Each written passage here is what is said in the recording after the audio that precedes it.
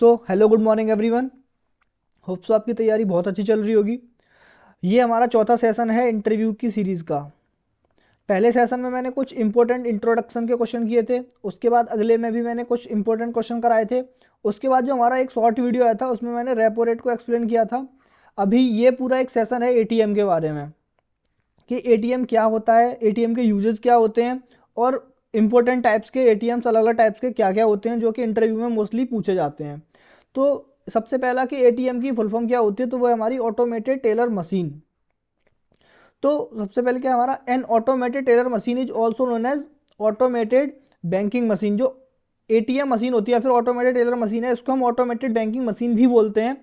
Is an electric telecommunication device that enables the customer of a financial institution to perform financial transaction, particularly cash withdrawal, without the need of a human cashier, clerk or bank teller। Means कि bank के employ के बिना या फिर bank के अंदर जाए बिना ही आपको अगर बैंकिंग की एक्टिविटीज़ को परफॉर्म करना है, तो आप मोस्टली जो एक्टिविटीज़ होती हैं आपकी जो बेसिक नीड्स वाली, जैसे कैश विड्रॉल हो गया, कैश डिपॉजिट हो गया, अकाउंट का बैलेंस चेक करना हो गया, लास्ट ट्रांजैक्शन चेक करने हो गए, तो ये सब जो है आप एक एटीएम या फिर ऑटोमेटेड टेलर मशीन के द्वारा कर सकते हो। अभी बात करते हैं हम कि जो एटीएम्स होते हैं वो क्या क्या सर्विस प्रोवाइड करते हैं या फिर इनके क्या क्या यूज होते हैं। सबसे पहला हमारा कैश विड्रॉल। कैश विड्रॉल तो आप सभी करते ही हैं कि एटीएम मशीन से आप अपना कार्ड लगाते हैं, या फिर अभी क्या है जो नए एटीएम्स आए हैं ना उनमें यूपीआई वाला सिस्टम भी आ गया है। वहाँ पे क्यूआर कोड होता है, आप अपनी यूपीआई से क्यूआर कोड स्कैन करके पेमेंट कर सकते हो और वहाँ से आपको कैश मिल जाएगा। उसके बाद होता है कैश डिपॉजिट। तो आप एटीएम मशीन से क्या करते हो, कैश डिपॉजिट भी करते हो। कुछ जो पुरानी मशीन थी उनमें डिपॉजिट का फीचर नहीं था, बट जो अभी नई बहुत सारी मशीन आई हुई हैं उनमें कैश डिपॉजिट का भी फीचर है। आप अपना कैश डिपॉजिट भी करा सकते हो। अकाउंट इन्फॉर्मेशन, आप अपने अकाउंट की इन्फॉर्मेशन ले सकते हो कि आपके अकाउंट में कितना बैलेंस है, लास्ट ट्रांजेक्शन कब हुआ था। वहाँ पे आपको डिफरेंट टाइप के बिल पेमेंट भी मिल जाएंगे। बैलेंस इंक्वायरी हो गया, मिनी स्टेटमेंट चेक करना हो गया, आपको लास्ट 3 या 5 स्टेटमेंट चेक, अकाउंट के स्टेटमेंट चेक करें तो आप कर सकते हो।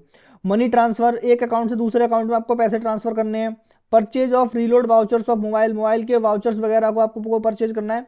तो ये जो सारी एक्टिविटीज़ हैं वो एक एटीएम मशीन करती है। उसके बाद हम पढ़ते हैं टाइप्स ऑफ एटीएम के। एटीएम्स के टाइप क्या होते हैं। तो जो पहला है हमारा वो है वाइट लेवल एटीएम। अभी वाइट लेवल एटीएम क्या होता है, तो वाइट लेवल एटीएम ऐसे एटीएम्स होते हैं जो कि किसी दूसरी कंपनी के द्वारा खोले जाते हैं। मतलब कोई भी प्राइवेट कंपनी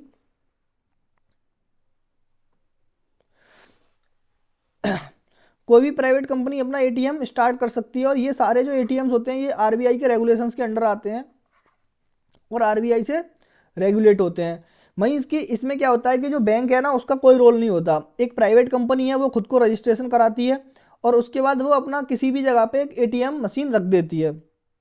वहाँ पे क्या किसी भी बैंक का कोई भी पर्सन किसी भी बैंक के कार्ड से अपना ट्रांजैक्शन कर सकता है, बट क्या होता है कि उसके बदले में ये ना कुछ चार्ज, जो फीस होती है उनकी वो चार्ज करते हैं। तो वाइट लेवल ATMs are those ATMs which setup owned by operated non bank entity. मतलब बैंक के अलावा कोई भी प्राइवेट कंपनी है ना वो इसको चला सकती है। To add financial inclusion and drive ATM penetration in the country, the Reserve Bank of India is permitted the launch of white लेवल ATMs private non banking company to setup own and operate its own brand of ATM in the country. Means कि कोई भी private company या फिर NBFC अगर चाहती है तो वो आरबीआई से रजिस्ट्रेशन लेके अपना अलग से एटीएम जो है बना सकती है। अभी ये जो एटीएम होते हैं इन पे इन्हीं कंपनी का लोगो लगा होता है, किसी बैंक का कोई लोगो नहीं होता। बस एग्जांपल के लिए डाल देते हैं कि हमारे यहाँ सारे बैंक के कार्ड जो होते हैं वो एक्सेप्ट होते हैं। दीज वाइट लेवल ATMs will not display logo for any particular bank, यानी किसी भी बैंक का नहीं दिखाते ये, बस इस पे लिखा होता है बाहर के all bank card are accepted. तो जो अभी एक क्वेश्चन बनता है कि जो सबसे पहला वाइट लेवल एटीएम था वो किसने खोला। तो जो सबसे पहला वाइट लेवल एटीएम था वो टाटा के द्वारा खोला गया, जिसका नाम था इंडिकैश। अगला हमारा क्वेश्चन है ब्राउन लेवल एटीएम। अभी ये जो ब्राउन लेवल एटीएम है ना ये थोड़ा थोड़ा इनका कॉन्सेप्ट होता है वो वाइट लेवल से मिलता है। अभी इसमें क्या होता है कि ये जो प्लेस है और ये जो मशीन है, प्लेस और मशीन ये दोनों होती हैं, ये किसी प्राइवेट कंपनी के द्वारा ओन किए जाते हैं। और ये जो अपना प्लेस और मशीन है ये किसी बैंक को रेंट पे दे देते हैं। अब बैंक इनसे रेंट पे लेके क्या करती है, अपना कैश मैनेजमेंट जो रहता है और जो सर्विसेज रहती हैं वो हमारी कस्टमर की सर्विसेज और कैश का मैनेजमेंट बैंक करता है। बाकी आपकी जगह और इस मशीन का जो मैनेजमेंट होता है वो करती है प्राइवेट कंपनी। तो इस टाइप के जो एटीएम्स होते हैं वो होते हैं हमारे ब्राउन लेवल एटीएम्स। अब इन एटीएम्स का फ़ायदा क्या है कि जो बैंक्स होती हैं, अब उन्हें मतलब किसी मतलब रिमोट जगह में एटीएम लगाने हैं, तो अगर तो इसमें क्या रहता है, बैंक को मैनेजमेंट का और रेंट वगैरह से कोई मतलब नहीं होता, उन्हें बस अपना कैश डालना है और कस्टमर की सर्विस को मैनेज करना है। बाकी सारे काम जो होते हैं वो प्राइवेट कंपनी हैंडल करेगी। उसके बदले में जो बैंक है इन्हें इनकी जो फीस होती है वो पे करती है। अगला है हमारा ऑन साइट एटीएम। जो ऑन साइट एटीएम्स होते हैं ये बैंक के द्वारा ओन किए जाते हैं। मीन्स की जो बैंक की ब्रांच है, अभी ये जो एक बैंक की ब्रांच है और इसी ब्रांच में आपने देखा होगा कि साइड में एटीएम मशीन लगी होती है सेम बैंक की ब्रांच में। तो जो सेम बैंक की ब्रांच में साइड में जो एटीएम मशीन लगे होते हैं उन्हें बोलते हैं हम on site ATM. These are ATM machines that are set up in the premises where there is a bank branch so that both the physical branch and the ATM can be used। Means कि bank की जो branch होती है उसी branch के अंदर ही या फिर मतलब साइड में कहीं भी होता है, बैंक के ब्रांच के अंदर ही, वहीं पे जो एटीएम लगे होते हैं उन्हें बोलते हैं हम on site ATM. This is known as being on site and this can be use for several purposes. Many people can use this to avoid the lines are present in the branch. Means कि आप bank की branch में गए, आपको सिर्फ cash का withdrawal करना है, या फिर मान लो आपको कुछ पैसे डिपॉजिट करने हैं, आपको कुछ ज़्यादा काम नहीं है जिसमें कि किसी भी बैंक एम्प्लॉई का डायरेक्ट इन्वॉल्वमेंट नहीं होने वाला है आपके काम में, तो आपको बैंक में लाइन लगाने की कोई नीड नहीं है। बगल में एटीएम, आप जाके कैश विड्रॉल कर सकते हैं, डिपॉजिट कर सकते हैं, या फिर अपने अकाउंट का स्टेटमेंट या फिर बैलेंस चेक कर सकते हैं। दूसरे होते हैं हमारे ऑफ साइट एटीएम। अब ये जो ऑफ साइट एटीएम होते हैं ना, ये होते हैं बैंक की ब्रांच से अलग।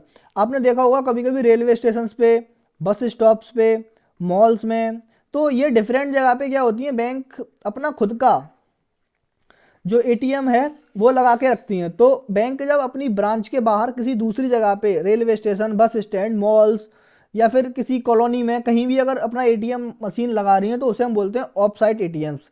These are the machines that are set up on a stand alone basis.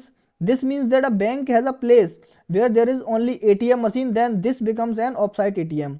This is done to ensure that the bank reaches out to more geographical area and that people are able to use its services even when there is no bank branch in the area। Means कि ऐसे area जहाँ पे bank की branch नहीं है वहाँ पे bank अपना एटीएम लगा देती है, जिससे क्या है कि उसके जो बैंक के कस्टमर्स हैं वो अपनी बैंकिंग एक्टिविटीज़ को परफॉर्म कर सकते हैं बिना बैंक जाए। मतलब हो सकता है कि बैंक की ब्रांचेस दूर हों उनसे, या फिर इमरजेंसी फंड्स की ज़रूरत पड़ती है रेलवे स्टेशन पे या फिर ऐसी जगह पे ज़्यादातर देखने को मिलते हैं ये।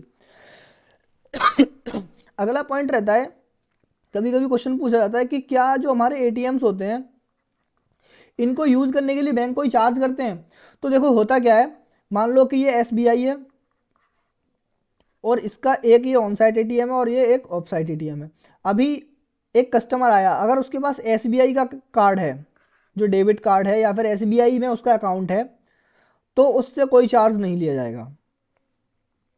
और ऑफ साइट में भी ऐसा ही रहता है। बट ये जो कस्टमर है इसके पास पीएनबी या फिर अदर देन एसबीआई कोई भी बैंक की सर्विसेज ये यूज़ कर रहा है और वो अपना कैश विड्रॉल या फिर कोई भी सर्विस यूज़ करना चाहता है एसबीआई के अकाउंट की, तो यहाँ पे ये चार्जेबल रहता है। मतलब कि ये जो अपने कस्टमर्स होते हैं उनसे चार्ज नहीं लेते, जबकि दूसरे कस्टमर्स होते हैं उनसे ये चार्ज लेते हैं। कभी कभी क्या रहता है कि ये जो होता है 1 से 3 ट्रांजैक्शन तक ये कुछ फ्री दर रहता है, उसके बाद चार्ज लेते हैं। बट कुछ कुछ बैंक्स क्या होती हैं पहले ट्रांजैक्शन से ही चार्ज लेती हैं, तो ये बैंक टू बैंक वेरी करता है।